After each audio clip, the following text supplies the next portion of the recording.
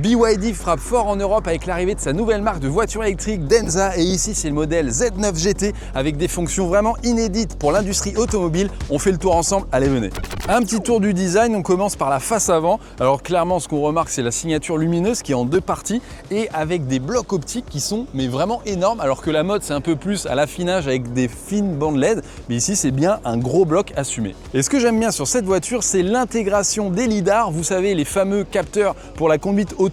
Il y en a deux sur ce modèle, à gauche et à droite du bouclier avant, et ils sont très bien intégrés, un peu comme chez Mercedes d'ailleurs sur la classe S et le QS, où il n'y en a qu'un seul qui est intégré au milieu, et je trouve que c'est beaucoup mieux que certaines voitures électriques, notamment NIO, qui intègrent le lidar au-dessus du toit, et on a l'impression qu'on conduit un taxi. Sur le côté, si on regarde la silhouette de la voiture, on voit qu'il y a clairement une inspiration Porsche Taycan Sport Turismo, vous savez, le break électrique de Porsche, et il y a eu une petite astuce ici pour rendre la voiture un peu moins massive, parce qu'elle est quand même assez haute, assez grosse. Ici, les jupes noires, ainsi que le petit liseré sur le côté, qui permet d'avoir un ratio 1/3-2 tiers un peu plus intéressant visuellement, et pour affiner la silhouette de la voiture. On retrouve le petit logo Denza ici, un peu trop à mon goût, mais bon, pourquoi pas. Et à l'arrière, les immenses blocs optiques, regardez-moi ça. On se demande ce qu'ils ont fait ici.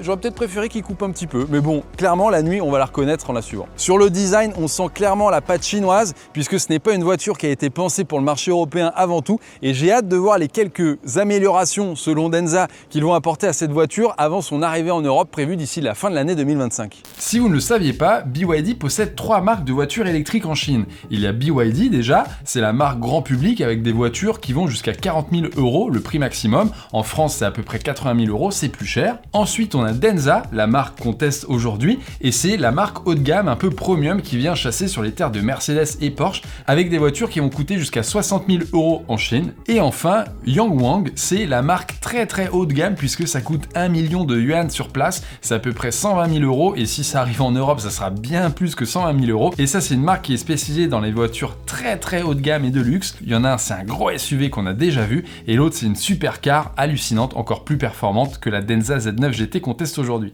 Avant d'aller plus loin dans cette vidéo, sachez qu'on a ouvert une chaîne survoltée spécialisée dans le 100% électrique. Donc si vous êtes passionné par les voitures électriques, n'hésitez pas à vous abonner à notre nouvelle chaîne YouTube, puisqu'on publiera la plupart des nouvelles vidéos directement en avant-première sur cette chaîne. Tous les liens sont dans la description, foncez, on vous attend nombreux et on reprend cette vidéo. On était déjà monté à l'intérieur de cette voiture en Chine, mais là c'est la version chinoise avec un système européen, ce qui fait qu'on va pouvoir vous montrer un petit peu quand même les fonctions un petit peu sympas de cette voiture. La première qui me fait halluciner, c'est la présence d'un frigo qui descend à moins 6 degrés Celsius et qui peut aussi réchauffer puisqu'il grimpe à 50 degrés Celsius pour tenir votre petit sandwich au chaud par exemple. En termes de présentation, on est clairement sur une voiture électrique haut de gamme. Il y a du cuir partout, il y a des petites surpiqûres. Les sièges, pareil, ils sont perforés, ils sont massants, ils sont ventilés, ils sont chauffants. Il y a de la place, elle est très large cette voiture. La console centrale ici, limite me bloque un peu le genou à voir sur long trajet. Elle est flottante, c'est-à-dire que vous avez de la place en dessous.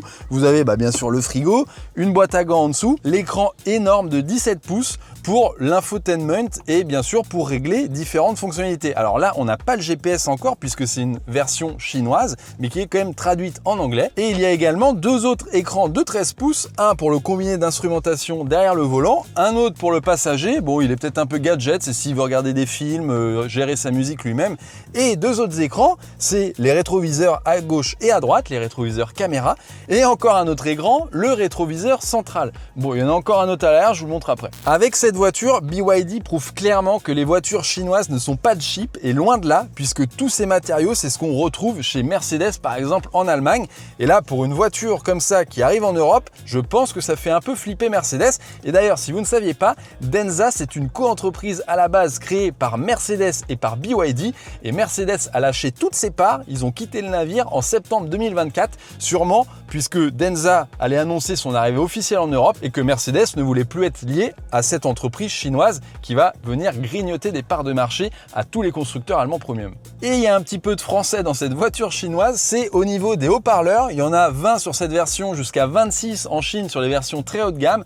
Et en gros, ça promet un son de très bonne qualité. Alors après, on aime ou on n'aime pas, mais les petits inserts en faux diamant sur les haut-parleurs, sur la planche de bord, et il y en a partout, y compris ici sur tous les boutons pour changer de mode ou même le levier de vitesse. Je trouve que c'est un peu too much. Une fonction de plus en plus répandue en Chine sur les véhicules électriques, c'est les sièges zéro gravité pour les passagers. Regardez, si je suis pas bien ici pour les longs trajets, il y a carrément l'avant du siège qui se remonte pour que mes jambes soient en hauteur et ne touchent pas du tout le sol. À l'arrière, l'espace est tout simplement royal. La voiture a un empattement énorme de 3,20 m quasiment. Et souvent sur les voitures chinoises, ce long empattement ne signifie pas un coffre immense, mais de la place aux genoux. Regardez, le siège avant est réglé pour ma taille 1,84 m et je dois avoir facilement 20 cm entre mes genoux et le siège devant moi. Et vous allez voir que ça peut poser des soucis au niveau du coffre. Alors heureusement, BYD nous annonce que la version européenne de cette Denza Z9 GT va avoir de nombreuses améliorations et notamment au niveau du rangement. Alors on se demande, est-ce que les sièges vont pas être avancés un petit peu pour avoir plus de place dans le coffre? C'est une possibilité. Le 7e écran de cette voiture est situé à l'arrière pour les passagers pour pouvoir régler la ventilation, les sièges chauffants, ventilés. Et la petite fonction que j'adore, c'est la prise secteur 220 volts qui peut sortir 2200 watts. Donc vous pouvez brancher une machine à café ici, un petit four ou ce que vous voulez et vous faire le petit café pendant que la voiture roule sur autoroute à 130 tranquillement. Ça a beau être une voiture 5 places, je vous conseille vraiment pas la place du milieu, on dirait une planche de bois. Et pourquoi? En fait c'est plus un accoudoir qu'une place. Donc j'ai le petit écran, il y en a encore un autre. Ce petit écran sert à régler la température du frigo à l'arrière, puisque oui, il y en a un deuxième qui prend encore de la place dans le coffre. Je fais que de vous parler du coffre depuis tout à l'heure, on va quand même le regarder. Faut pas oublier qu'on est sur une voiture de 5,20 m de long, donc on est censé avoir un coffre immense. Et vous voyez, c'est pas si grand que ça. Alors on peut enlever ici la plage arrière, mais le frigo fait perdre une bonne dizaine de litres. On a le petit sous-coffre pour les câbles, mais c'est pas du tout énorme. On connaît bien mieux sur Tesla notamment, mais c'est pas ça le pire. Le pire, vous allez voir, c'est que quand je replie les sièges arrière, eh bien le siège du milieu ne peut pas se replier. Il y a deux technologies sur cette voiture qui la rendent unique. La première, c'est l'intégration de 3 moteurs, alors même 4 ici puisque c'est la version hybride rechargeable, mais sur la version électrique, on aura 3 moteurs, un à l'avant et 2 à l'arrière, ce qui fait que chaque roue arrière a son propre moteur. Et en plus, on retrouve 2 autres moteurs additionnels qui permettent, eux, de rendre les roues arrière directrices, c'est-à-dire les faire tourner sur elles-mêmes vers l'extérieur ou vers l'intérieur. Et c'est ce qui permet d'avoir un rayon de braquage ultra court, plus petit que la Volkswagen e-Up, vous savez, ce pot de yaourt de moins de 4 mètres, alors qu'ici on est quand même sur une voiture berline grande routière qui fait 5,20 m de long. C'est 20 cm de plus qu'une Tesla Model S par exemple, et la Tesla Model S, son rayon de braquage, c'est plus de 12 mètres. Et tout cela est permis par la nouvelle plateforme BYD exclusive à Denza, c'est la plateforme qui est nommée eCube 3 pour les 3 moteurs électriques intégrés à la voiture. Je vais vous donner un petit peu plus de contexte sur cette technologie et notamment comment ça fonctionne et surtout à quoi ça sert. En gros, tous ces modes de conduite spéciaux font appel aux 4 moteurs pour la version hybride rechargeable et aux 3 moteurs pour la version électrique, ainsi que les 2 moteurs supplémentaires logés dans les roues arrière et qui viennent les faire tourner les roues arrière directrices. Et bien tout cela sert à la sécurité d'une part pour augmenter la tenue de route et également pour les manœuvres, pour se garer plus facilement par exemple. On a pu tester le mode crabe et comme son nom l'indique, eh bien la voiture se déplace comme un crabe, c'est-à-dire que elle va pas tout droit, elle va pas sur le côté, elle fait les deux en même temps et vraiment elle glisse. Alors c'est impressionnant et en gros c'est grâce aux roues arrière directrices qui vont toutes les deux se tourner dans un sens, le même sens que les roues avant, mais ça va au-delà de ça puisque Mercedes fait plus ou moins la même chose avec les roues arrière directrices à 10 degrés, mais BYD va plus loin et propose 15 degrés, mais en fait ils trichent un petit peu les Chinois là-dessus, puisqu'on a bien 10 degrés d'angle sur les roues et les 5 degrés supplémentaires, c'est le couple sur les roues arrière, c'est-à-dire la puissance des roues arrière qui va venir faire glisser la voiture et tout bêtement la voiture drift un peu et ça s'entend. Quand on a testé le mode crabe, on sent que les pneus ils aiment pas ça et que vraiment on leur met une contrainte qui est pas du tout naturelle. Et d'ailleurs on leur a posé la question, quid de la durée de vie des pneumatiques quand on utilise ce genre de fonction? Et bien justement ils nous ont donné une information assez intéressante sur leur voiture en démonstration à Shenzhen. Ils ont dû changer les pneus au bout de 40 jours, mais attention puisque chaque jour ils font la démonstration plusieurs dizaines de fois. Mais déjà, on se rend compte avec ce chiffre que oui, en effet, ça crame des pneus puisque leur voiture de démonstration ne roule pas vraiment au-delà de ça. On a aussi testé le créneau à l'envers. Alors ça, c'est quoi? Eh bien, imaginez, vous voyez une place, mais elle est accessible uniquement avec un créneau. Eh bien, pas de problème avec la Denza. En gros, vous arrivez en marche avant comme un gros bourrin et vous activez un mode et en fait, la voiture va venir ranger l'arrière comme si quelqu'un poussait sur l'arrière de la voiture pour vous aider. Et d'ailleurs, on voit de nombreuses vidéos en Chine où il y a surtout des femmes qui s'amusent à mettre en scène fonctionnent cette fonctionnalité, elles font semblant de pousser sur l'arrière de la voiture pendant que la voiture se gare. Et c'est vrai que ça marche du tonnerre visuellement, mais encore une fois, on entend les pneus qui n'aiment pas trop ça. Autre fonction pratique, c'est le demi-tour, le 180 degrés avec un seul bouton. Et en gros, là c'est la même histoire, la voiture va venir faire un demi-tour sur elle-même sur place, et ça c'est le mode qui, je pense, vous tue le plus les pneus. Ça pue le caoutchouc cramé, ça fait énormément de bruit, et surtout ça laisse des énormes traces de pneus au milieu de la route, comme si vous faisiez un drift, un donut quoi. Donc ça, je sais pas si vraiment au quotidien on va beaucoup l'utiliser si on a cette voiture. Ce qui m'a le plus déçu avec ces fonctions, c'est le temps de mise en œuvre, parce que par exemple sur le coup du créneau, eh bien en fait il faut rentrer dans un menu et il faut choisir vous-même l'angle que vous voulez donner à l'arrière de votre voiture, c'est pas 100% automatique. Et du coup les gens qui attendent derrière vous, ils se demandent ce que vous faites. Vous êtes en plein milieu de la route, garé à moitié en biais, finalement je pense qu'on vous klaxonne si vous êtes en plein Paris ou dans une ville en essayant de vous garer. On voit sur la démonstration de BYD que le mode crap peut être utile dans certains scénarios. Là par exemple en plein centre-ville, dans une toute petite ruelle, limite c'est un Hutong à la Pékin. Mais sauf que le problème c'est que dans ce genre de cas, on se demande si on n'irait pas plus vite avec le rayon de braquage et juste en tournant les roues, tout simplement. Bon, heureusement, c'est pas que du gadget et ça peut quand même être utile dans certaines circonstances, c'est pour la sécurité. En gros, les 3 moteurs et les roues arrière directrices, ça permet d'augmenter la tenue de route dans n'importe quelle circonstance. Et notamment s'il pleut énormément et que vous perdez de l'adhérence ou tout simplement si vous crevez un pneu. Donc BYD a encore fait des démonstrations qu'on a pu voir pour le pneu qui éclate à 180 km/h et la voiture reste quasiment en ligne droite, ce qui est assez impressionnant. Ou une autre démonstration, c'est quand par exemple vous perdez totalement de l'adhérence en aquaplaning, et bien les roues arrière, elle se rétracte à l'intérieur comme si vous étiez en chasse-neige en ski, et en fait ça permet à la voiture d'éviter de partir dans tous les sens, et ça c'est assez fort, et Mercedes par exemple ne propose pas cela. On va pouvoir tester un peu la conduite de cette Denza Z9 GT, alors sur circuit, pas sur route ouverte. On n'a pas pu la conduire sur route ouverte puisque la voiture n'est pas encore homologuée en Europe, alors que c'est le cas en Chine, donc on s'est contenté d'un circuit. Mais ce qui permet déjà d'avoir quelques ressentis, même si bien sûr il faudra faire un essai sur route ouverte à la fin de l'année quand elle sera disponible en Europe pour vraiment se faire un avis définitif. Allez, c'est parti. On va tester d'abord le mode confort un petit peu avec les suspensions pneumatiques sur des routes un petit peu dégradées. Bon, là, on teste une route vraiment éclatée, dégradée. C'est impressionnant. Les suspensions pneumatiques font clairement bien leur job et je sens le siège qui me maintient de gauche à droite pour éviter que mon corps se trimballe. Le côté des sièges, il venait me resserrer comme s'il me faisait un câlin dans les virages. Et quand j'étais en ligne droite, hop, ça s'ouvrait, donc j'étais très confortable. Alors qu'en virage, ça venait me serrer, forcément, c'est moins confortable. C'est un siège sport, mais j'ai trouvé ça agréable et utile que ça vienne se raffermir uniquement quand il y a besoin. Allez, là, on va tester la conduite sportive, puisqu'il y a quand même quasiment 1000 chevaux là-dessus. Alors là, on est en version hybride rechargeable, il y a un petit moteur thermique et il y a 3 moteurs électriques. Allez, on accélère. Bon, qu'est-ce que c'est que cette histoire? Je suis à fond, là. Ils l'ont bridé, le bordel, ou quoi? C'est ridicule. Mon gars, j'ai le pied au plancher. Quelle ne fut pas ma surprise, la voiture était bridée sur certains pans du circuit. Alors au début, j'accélère, et puis ça bloque à 150 km/h, je me demande ce qui se passe, et finalement les ingénieurs devaient sûrement la brider à distance, puisque ensuite on a pu faire une très belle accélération, et c'est vrai que ça scotche clairement, mais c'est bizarre puisque c'est une hybride rechargeable ici, qui est dispo aussi en 100% électrique, du coup on entendait le moteur rugir, et je pense qu'on perd un peu également de puissance et surtout d'instantanéité par rapport à la version électrique, puisque quand on enfonce la pédale, il y a une très légère latence qui, je pense, n'existe pas en version 100% électrique. Ah, on sent le thermique là. La voiture fait quasiment 3 tonnes, on pourrait penser qu'on ne peut pas s'amuser avec, et bien pourtant détrompez-vous, j'ai désactivé les aides à la conduite et on a pu faire partir un petit peu l'arrière, elle a chassé et clairement on a pu la rattraper. Il est chaud.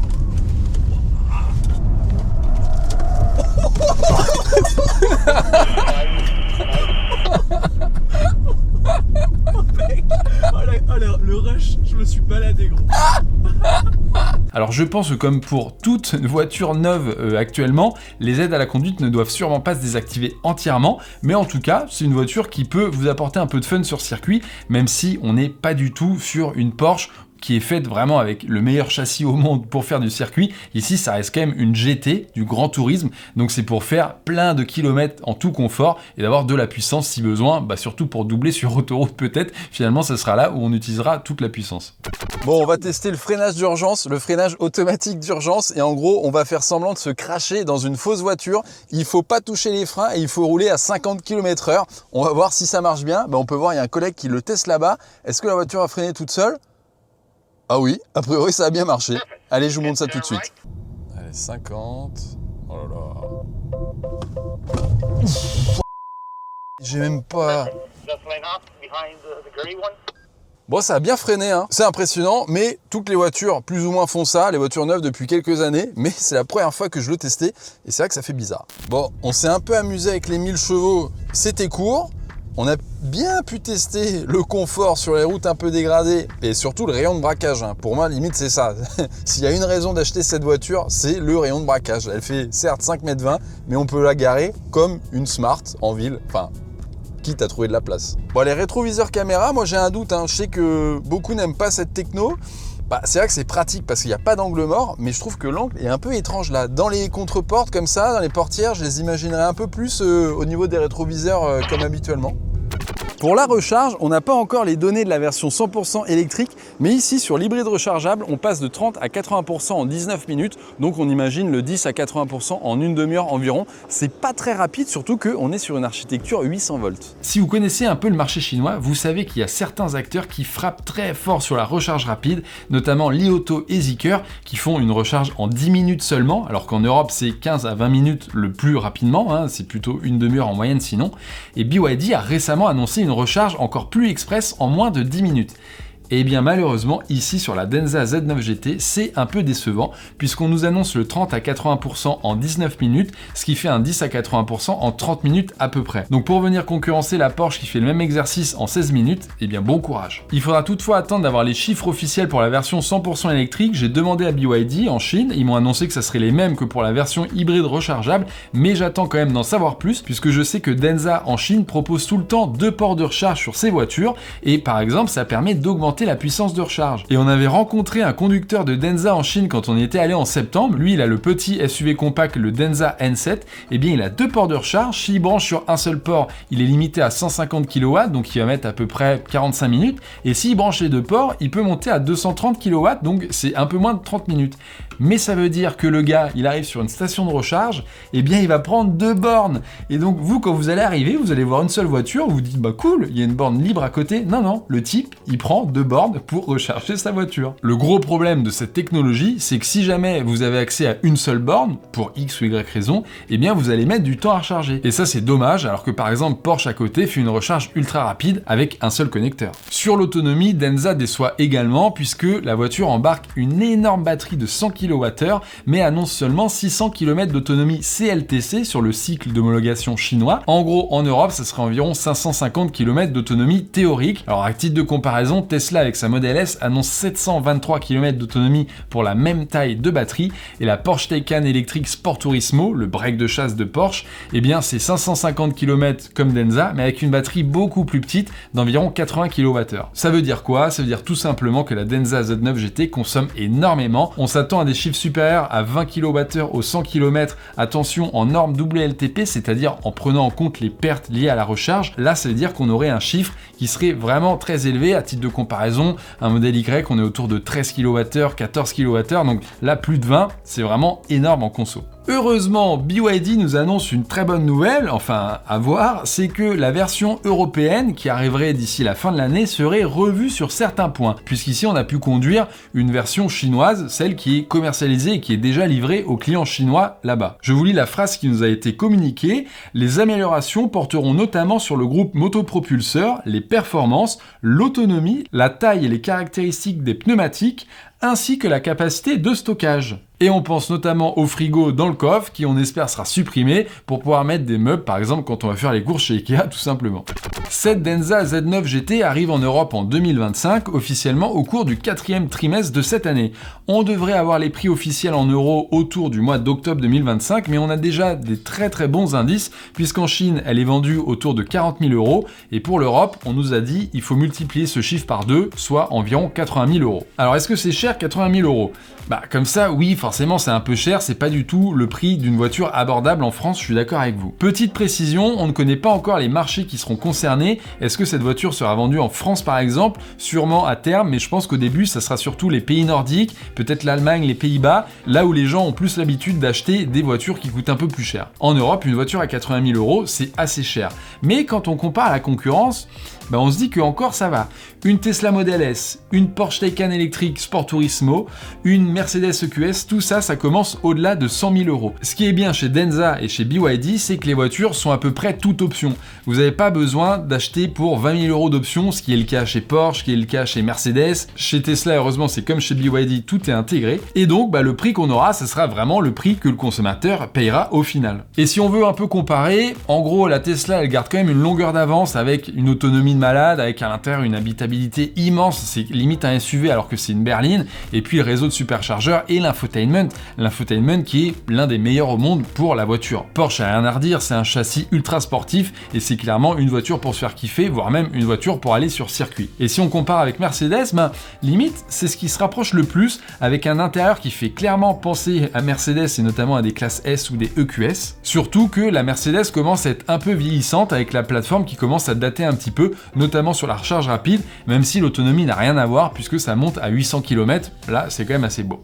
Bon, on en pense quoi de cette voiture électrique? Bah clairement, moi elle m'a bluffé cette Denza Z9 GT avec tout un tas de technologies qui sont inédites, voire même peut-être révolutionnaires dans l'industrie de l'automobile, mais je me demande quand même si BYD n'est pas allé un peu trop loin en voulant épater la galerie. Il y a des fonctions, clairement je les trouve gadgets, ça ajoute du coût, ça ajoute du poids, et c'est ça notamment qui augmente la conso et qui fait baisser l'autonomie. Je pense qu'en Europe, on préfère des voitures qui sont peut-être un poil moins technologiques, mais qui répondent aux besoins pragmatiques du quotidien des utilisateurs. Voulez vous garer facilement en faisant un créneau? Très bien, on vous donne un rayon de braquage qui est très faible, mais on vous donne pas un mode crabe qui va vous cramer les pneus au bout de 6 mois. Autre exemple, la voiture fait 5,20 m de long, rendez-vous compte, c'est énorme pour la garer en créneau avec ou sans le mode crabe, c'est compliqué.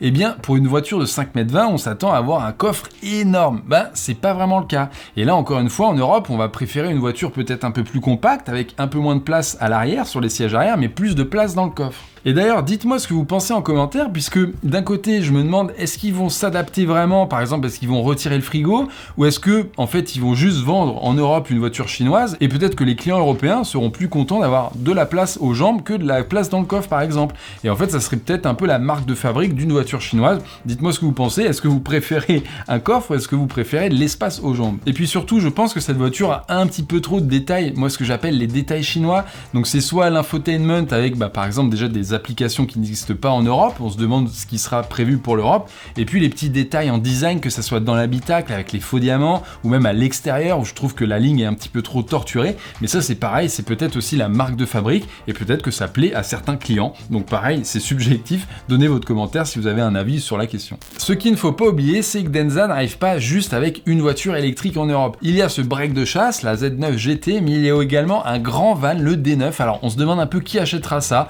peut-être les hôtels de luxe par exemple, puisque clairement ça vise pas trop les familles ou les foyers classiques. Et il y a également d'autres voitures qui devraient prendre la route de l'Europe, c'est le Denza N9, alors lui attention, c'est le concurrent du Range Rover, donc clairement je pense qu'il peut cartonner en Europe, il sera sûrement vendu moins cher que le futur Range Rover électrique, donc là ça peut être un beau carton et ça peut faire peur encore plus aux Européens. Voilà, j'espère que cette vidéo vous aura plu, que cette découverte de la Denza Z9 GT vous a appris plein de choses. N'hésitez pas à donner votre avis en commentaire, je suis assez curieux de savoir comment vous percevez l'arrivée massive des constructeurs chinois et notamment de BYD qui est le plus grand concurrent de Tesla avec cette nouvelle marque premium qui va, je pense, agiter le marché européen dans les années à venir, et notamment Mercedes, Porsche, mais pas que, tous les constructeurs premium en Europe. En tout cas, on a hâte de l'essayer, ça devrait être d'ici la fin de l'année. En attendant, vous pouvez nous suivre sur tous nos réseaux sociaux, également sur Twitch, puisqu'on anime des lives tous les matins, et on a également nos émissions Unlock et Survolté une semaine sur 2. Quant à moi, je vous dis à la prochaine pour une future vidéo. Salut!